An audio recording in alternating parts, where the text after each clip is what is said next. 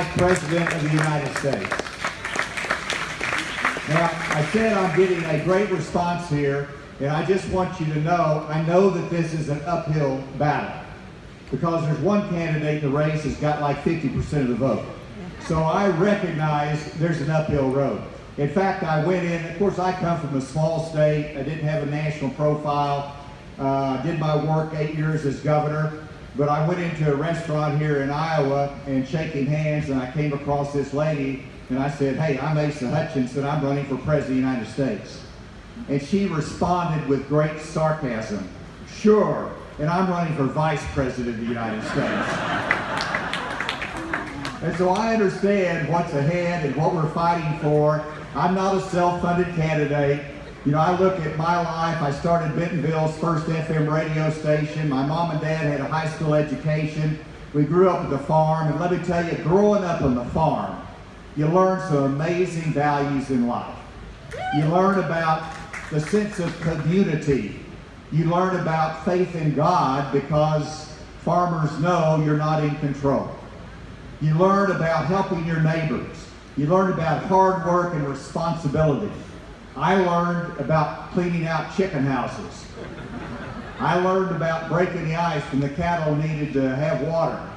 And growing up in that environment and through education, having the opportunity to go to college, Bob Jones University, to go to law school, this has been an amazing opportunity that I've had in life. And you look at why I'm running for President of the United States. And I'll tell you very simply, because of Biden's failed policies. He has failed us on our border security. He's failed us on our energy policy, where he's produced less versus more. He tried to go all green rather than all in with energy supply. Whenever you look at his spending, he has wasted the federal government in spending programs that gave us high inflation and gave us high interest rates. And as a farmer, you know that means a higher cost for your machinery. It means the fertilizer cost is going up and your revenue is staying the same. And so this economy is not working for us in Iowa, and I understand that. I look at his failed policy, the way he came out of Afghanistan. I look at the fact that he has weakened us on the international stage. So I am running for president because I want a pro-growth energy policy in the country. I want to be able to support our values of life. I want to make sure that we control federal spending. These are important to us. But another area that President Biden has failed us is that he has diminished respect for the rule of law in our country.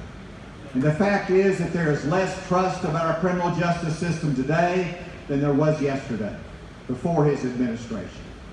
And it means something to me because the rule of law has meant something all through my life. I was a young United States attorney, appointed by President Reagan, the youngest in the nation. And I had to confront a terrorist group in the hills of northern Arkansas. They were armed. It was an armed encampment. They had committed murders and violent acts. We had SWAT teams from 5 different states. They refused to surrender. The FBI asked me to help negotiate the surrender. I assisted in that. They surrendered after 3 days. I prosecuted them in court on racketeering charges. I understand the rule of law and the importance of it. I appreciate those in law enforcement and how they've served our country. You fast forward, when I go to the Congress of the United States, I was asked to be an impeachment manager against President Bill Clinton. And I took on that responsibility when I first said, no, I don't want to do that, because he was the president for my home state. And I said, I can't get reelected if I do that. And then I thought about my oath to the Constitution of the United States of America. And I said, I will take that responsibility. I prosecuted him for obstruction of justice because I believed in the rule of law. President Bush asked me to head up the DEA because I believe in the rule of law and our justice system. And I worked with President Vicente Fox in Mexico to go after the cartels successfully at that time. And I understood the challenge of methamphetamine in our communities. And then 9/11 attack occurred in our country. And I was asked again to go over and set up the largest government reorganization since the Pentagon was created.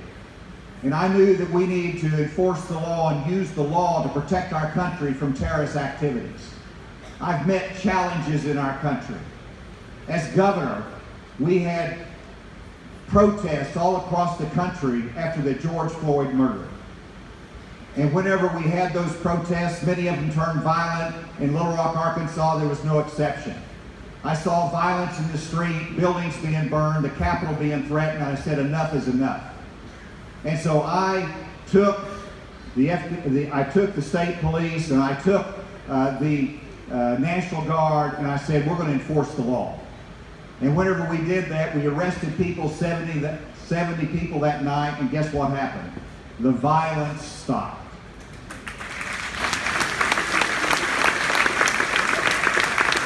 There are some simple principles in life. When you look at border security, enforce the law. Whenever you look at violence in our cities today, enforce the law. And I bring that perspective. And the only candidate that's been both a governor, a United States attorney, a head of the DEA, that experience on national security issues.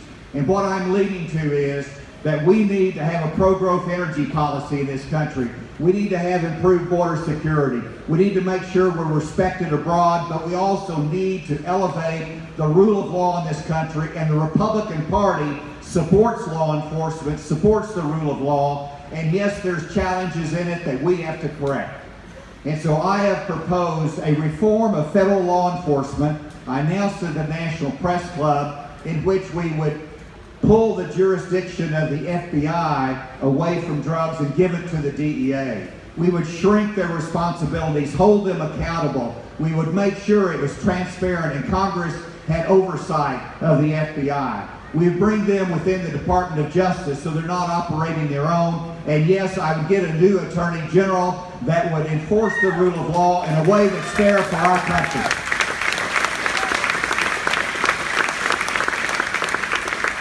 These are my reform proposals. And so I just wanted to emphasize today, from my heart, that we are a party that believes in our justice system, but we want it to work fairly and we want it to work rightly for the people of our country. And I will do the reform that is needed to accomplish that. Finally, you know, I look at America and I have great hope for our country. I'm an optimist about this beautiful land that we have. And if you want hope and optimism about America, let me tell you where you should go. Iowa. When you look at Iowa, you love America, you understand sacrifice, you understand the common good, you understand helping your neighbor.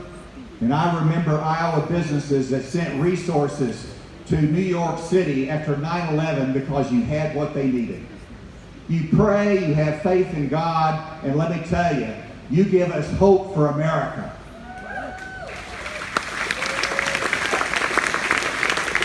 I'm running for president because I can bring change. I have the experience that is needed to address the challenges that we face, and I know that America has its greatest days ahead. Now this last week, believe it or not, because I'm so young, I know you don't believe this, but my wife and I, Susan, and I celebrated our 50th anniversaries on August 4th. And I felt bad because I was not with her.